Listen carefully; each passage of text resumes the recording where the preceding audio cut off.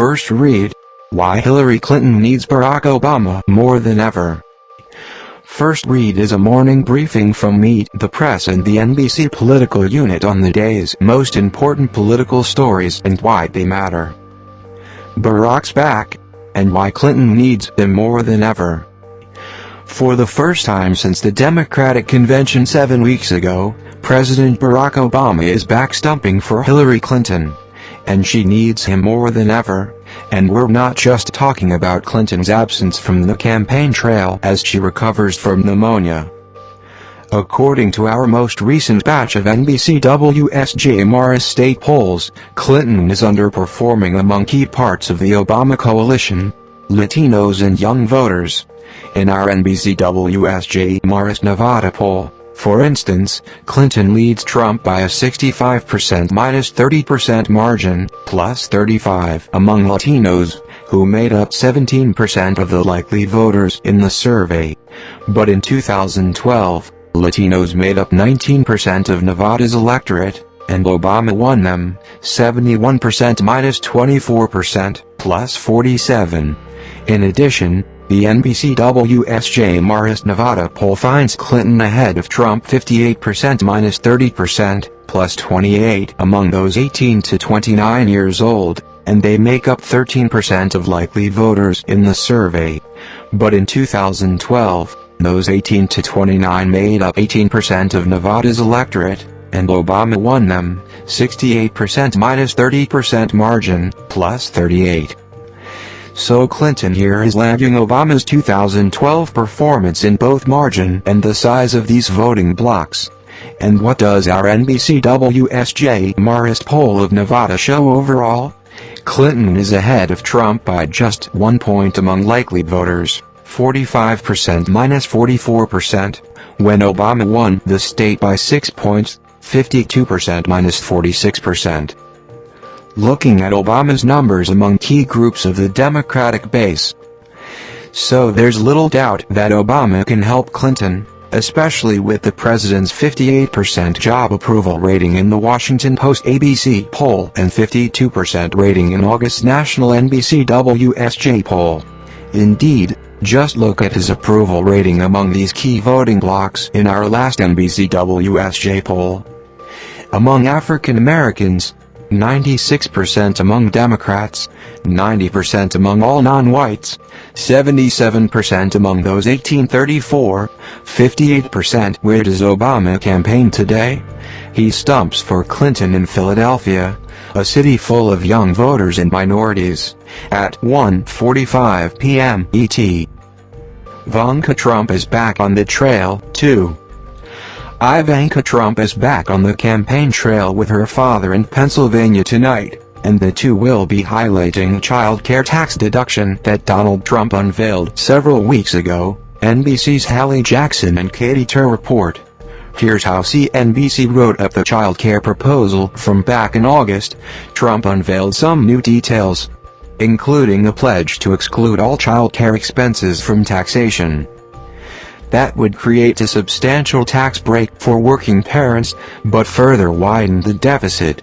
On average, households with a woman working outside her home and taking care of a child under 15 paid an average $127 a week on childcare, according to a Census Bureau analysis of 2010 data. That works out to about $6,600 a year. With some 24 million households in that category, the child care tax break would cost the government $158 billion a year. One other shortcoming: low-income families who don't pay federal income taxes wouldn't get a break here. It's bedwetting time for some Democrats. When the going gets tough, some Democrats, well, start wetting the bed. At least that's how Obama world used to put things during trying times in 2008 and 2012. And we're seeing some similar bedwetting after the frenzy over Clinton's health and the overall state of the race. Here's the AP. Democrats said Clinton's health incident alone is unlikely to fundamentally alter the presidential race, but some also said it adds to a growing sense of uncertainty less than 2 months from Election Day. For many supporters, Clinton's battle with Republican Donald Trump is worryingly close, raising concerns not only about holding the White House but also retaking control of the Senate. If you look at the way the last couple months have gone, it feels like the race should be further apart, said Greg Haas, an Ohio-based Democratic strategist and former county party chairman. Aaron Regunberg, a Democratic state representative from Rhode Island, said he was surprised and concerned that the race is so tight. I still think that we are likely to win, but I think anyone who's not concerned about a bigoted, KKK-endorsed sociopath being this close right now in the polls is not living in reality, Regunberg said of Trump. Why it's not easy for Trump to capitalize on deplorables. As we've written, both campaigns are eager to have a fight over Clinton's deplorables comment over the weekend. But two events yesterday undermined Trump and his campaign as they tried to seize on the comment on the trail and in a new TV ad. First, a fight broke out at Trump's Asheville, NC rally. Just as Donald Trump on Monday was decrying Hillary Clinton for having called half of his supporters a basket of deplorables, an altercation broke out in the stands above him, NBC's Ali Vitali reports. Protesters are nothing new at Trump rallies, but before a group could be escorted out of U.S. Cellular Center here Monday evening, a man from the crowd went over to violently confront them. NBC News video of the incident shows the man with his hands on a protester's neck. Moments later, his hands furled into fists, the man lobbed a blow at the protester. Second, VP running mate Mike Pence refused to call former KKK leader David Duke a deplorable, though he did say Trump denounces Duke. Here's the transcript of Pence's CNN interview yesterday, per NBC's Vaughn Hilliard and Emily Gold.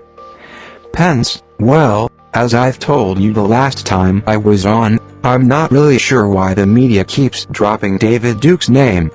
Donald Trump has denounced David Duke repeatedly. We don't want his support and we don't want the support of people who think like him. Wolf Blitzer, so you call him a deplorable? Pence, no. I'm not in the name-calling business, Wolf, you know me better than that. What Hillary Clinton did Friday night was shocking.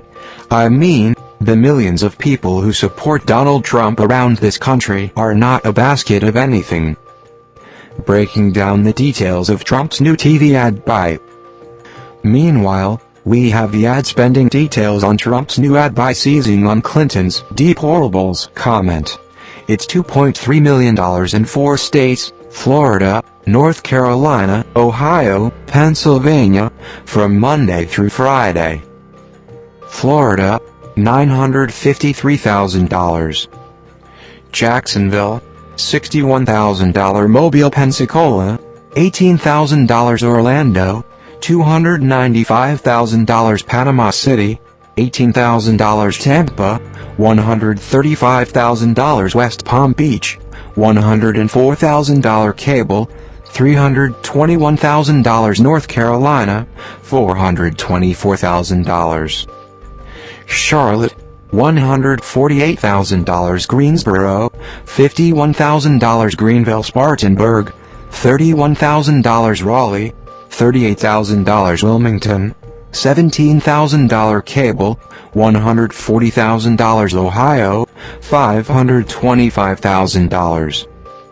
Cincinnati, $78,000. Columbus, $59,000. Cleveland, $141,000. Dayton, $64,000. Lima, $9,000. Toledo, $23,000. Cable, $150,000. Pennsylvania, $423,000.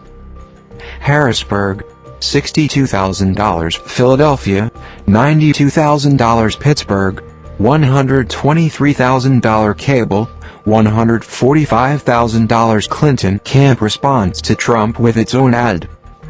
This morning, the Clinton campaign is out with its own TV ad responding to Trump's advertisement on deplorables. The Clinton ad features sound bites of Trump criticizing voters and groups of Americans. Why the NCAA news out of North Carolina could matter in November. The college sports news out of North Carolina is definitely a political story, especially given the Tar Heel State's important presidential, Senate, and gubernatorial races there. The NCAA announced Monday evening that it would relocate 7 championship sporting events out of North Carolina during this school year, citing the state's HB2 law limiting civil rights protections for LGBT individuals, NPR writes. The events moving out of state include first and second rounds of the Division I men's basketball championship, part of the road to the Final Four, originally slated to be in Greensboro. On the trail, Donald Trump holds rallies today in Clive, IA at 1 p.m. ET and Aston, PA at 7:30 p.m. ET. Mike Pence is in Washington, D.C., where he speaks to Capitol Hill Republicans. President Obama campaigns in Philadelphia, and Chelsea is in North Carolina. Countdown to first presidential debate, 13 days. Countdown to VP debate, 21 days. Countdown to second presidential debate, 26 days. Countdown to third presidential debate, 36 days. Countdown to election day, 56 days.